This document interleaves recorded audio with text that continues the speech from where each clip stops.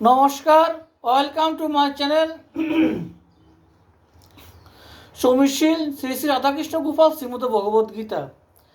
আজ 29 সেপ্টেম্বর 2025 আমি শ্রী শ্রী চৈতন্য লীলা সারাবলি আদি লীলার প্রথম অধ্যায়ের মঙ্গলাচরণের 14 পৃষ্ঠার কিছু অংশ পাঠ করছি।